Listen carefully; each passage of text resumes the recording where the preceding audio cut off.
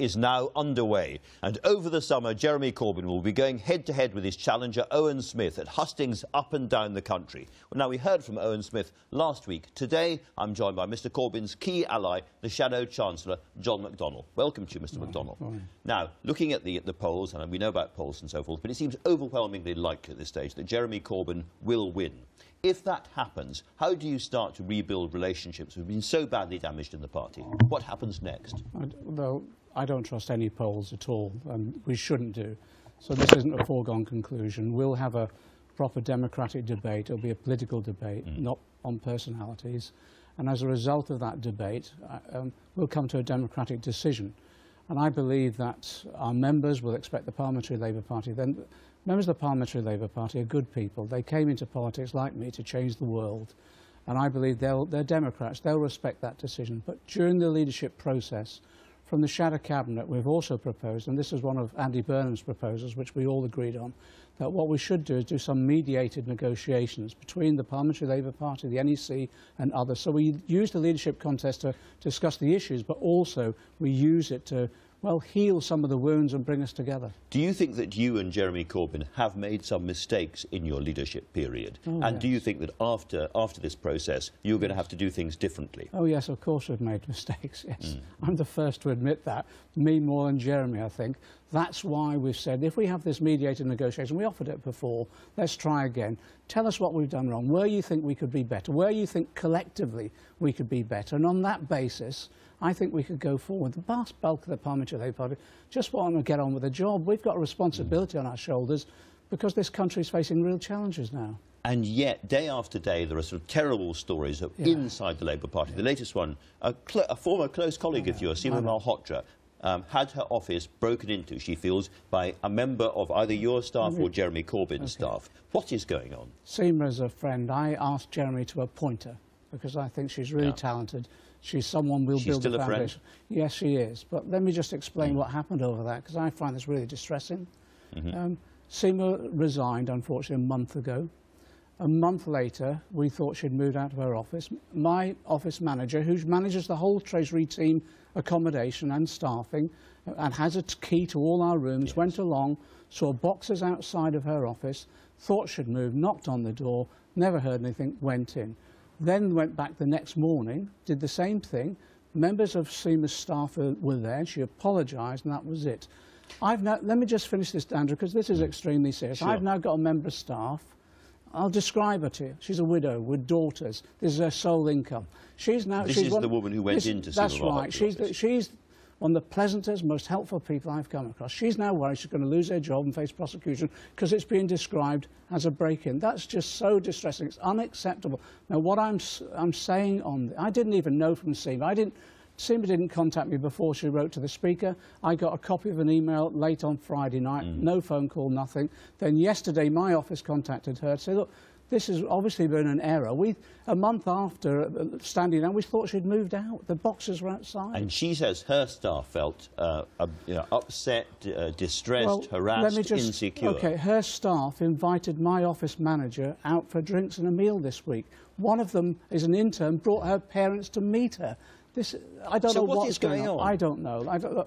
I don't know. Given that there's been distress, great distress, clearly caused on both sides, do you think you should at least apologise to Seema Malhotra for what happened? Of course, if there was a mistake made here, my office manager already apologised. She apologised to the staff when she moved in, thought they'd moved out. Look, we've got to stop this. What camera am I? Am I on this camera? Let me just say let me just say this to Labour Party supporters, Labour members of the Parliamentary Labour Party.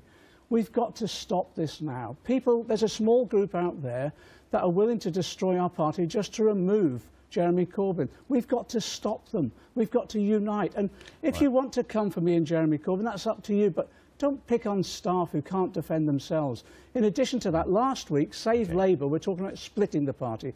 I want Owen and Jeremy and everyone to say, let's stop this now. Hold on. Can I join in on this? Well, I'm sorry, Andrew. I think this is so serious. But you're now. suggesting there, again, that it's all the other side No, doing I'm it. not. I'm 44 female Labour MPs have written to the leadership saying that they feel that they have been intimidated and treated badly. That is a very, very serious thing, and it can't all be their fault. No, I'm not saying it's their fault at all. What we're saying is if there is intimidation out there, we've got to stop it. Jeremy Corbyn, time and time again, has denounced people for any forms of abuse, has brought in procedures to tackle that, and we've said we've got to be severe about this as well. If anyone's perpetrating abuse, they should be kicked out of the party. OK, let's turn to policy now. Yes. A very important policy was announced by Jeremy Corbyn this week about Big Pharma, Pfizer and the other big chemical companies, pharmaceutical companies. And he said that no longer should drug research be farmed out, in his phrase, to them. It should be done by the Medical Research Council inside the NHS. Can you explain more about how this is going to work? He was asked a question at a launch of one of his programmes, and he was arguing that research in this country, not just pharmaceutical research, but right the way across the piece, should be better managed and more effective. So when it came to pharmaceutical research, it should be better managed and better supported. In fact, we should be increasing our resources onto it. I've been running an exercise in looking at tax reliefs. In fact, Seymour was involved in it, where we're saying in terms of tax reliefs, particularly the patent box, we're following the IFS advice and one of our economic advisors, Marianne Mazzucato, saying actually these tax reliefs are not being used effectively and they should be used more effectively to increase levels of research. And that will be done within the NHS and by pharmaceutical companies. So what he actually said was, and I'll read this directly, medical research shouldn't be farmed out to big pharmaceutical companies like Pfizer and others, but should be funded through the Medical Research Council as a way of developing these drugs. I put it to you, that is a completely impossible ambition financially. Well, you accept that? Of course, you interpret it as though it's taken money away from the companies. Actually, it's not. It's saying you manage it more effectively so it's better used. And that goes along with both the investment and the relief. But that's not what he said. He said that the Medical Research Council do that. They have a budget of less than £1 billion. It costs well over £1 billion to bring one single drug to market. He's looking through the Medical Research Council to see how that money is then managed, and that will mean private companies undertaking that research as well. So he misspoke there? No, I don't think he misspoke. I think he's been misinterpreted. But let me say this to you. We're looking at every aspect of research, not just on pharmaceuticals, right the way across the piece. There's over 100 billion tax reliefs now going into private companies, and we discover even the Treasury does not assess half of those reliefs effectively. So we're trying to say, how do we manage that money better to get more R&D and more scientific research? Tax reliefs are a very, very big issue, but in terms of the pharmaceutical industry, it's about £200 million goes on tax relief. Nothing like enough to refund the Medical Research Council to do their job for them. And these are, these are drugs which are saving women with breast cancer. I mean, they're really, really important. And you want to increase that, and you want to make it more effective, but it has to be managed better. And that is a way in which you ensure the resources go into research and development effectively, of course through private companies and of course through the NHS. But you yourself have said in the past you would like to take these companies into public ownership.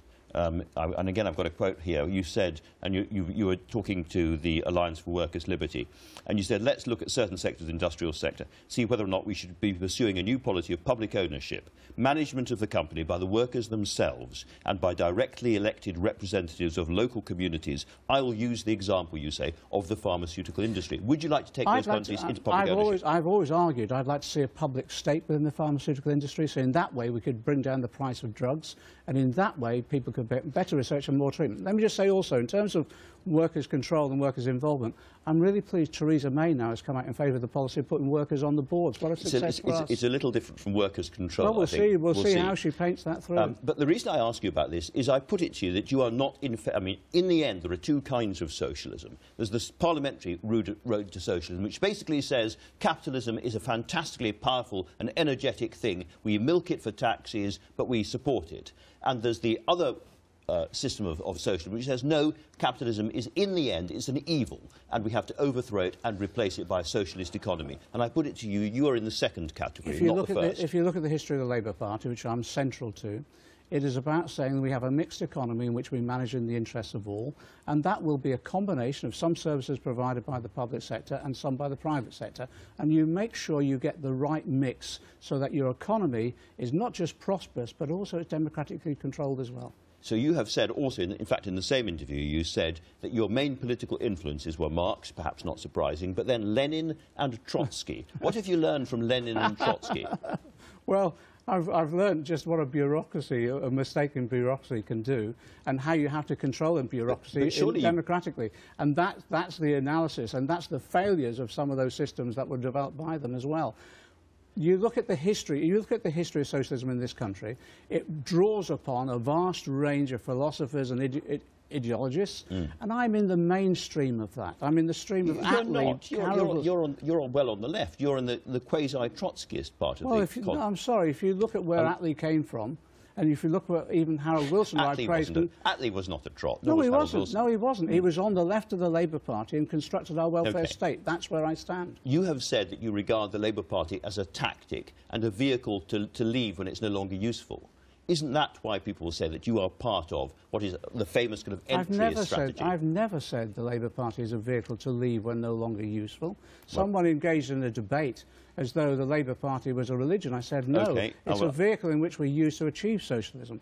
So this is the quote that was in the Sunday Times in March, and you didn't deny it then, but maybe it is wrong. You said, according to them, I'm not in the Labour Party because I'm a believer in the Labour Party as some supreme body or something God-given or anything like that, which sounds like you. It's a tactic. It's as simple as that. If it's no longer a useful vehicle, move on. Yes. What I was trying to argue is that the Labour Party as it now stands... So that is a fair quote. What I'm saying is I was arguing the Labour Party as it now stands, if we need to reform it, we should. And that basically my argument is that we rebuild the Labour Party as a social movement. And that's what we're doing. 500,000 members campaigning in their communities, winning elections to local councils, mayor elections, and eventually Parliament. And in that way, you transform society. But because you say if it's no longer a useful vehicle, move on, that is why somebody like Angela Smith, the Labour MP, says it's quite clear from the comments he is following, that's you, broadly an entryist Trotskyist agenda, which is incompatible with Labour values. Well, organisations like Alliance for Workers' Liberty, which I know very well. Yeah, I speak to lots of... I sold their newspaper a long time ago. I know where I speak. I speak to lots of organisations. I've just spoken to the Christian Socialist Movement. I just spoke to the CBI last week. I appear on platforms and argue the case. But they are an avowedly Trotskyist organisation, and they are now telling their members to, quote, flood into the Labour Party. So are the Communists, so are the SWP, so many other far-left groups. And every one of them will be vetted. And then we have a vetting system. Do you welcome them? Well, we work on the basis if we can convert people into the Labour Party, so much the better. But if they're coming in for an entryist tactic from the right or left, we have a vetting system which is extremely strict and will prevent people coming in. And that's working. It's operating now. All right. Assuming you win, and I'll assume it for the second, at the end of this summer campaign, you will be left, in a sense, in the same position where you have a leader supported by hundreds of thousands of ordinary party members because of his values and what he stands for, and a large number of MPs who completely disagree with him and don't trust him and don't want to serve under him. And you have to reconcile that. If you are one of those people who went to Jeremy Corbyn rallies yesterday or today or whenever and really want to change society and believe he is the guy and you are the people to do it, don't you have to do something about these MPs? Why should they have MPs in their constituencies who don't support what Jeremy Corbyn and you stand for? I think you underestimate the Parliamentary Labour Party. The vast bulk of the Parliamentary Labour Party, as I said earlier, just want to get on with the job.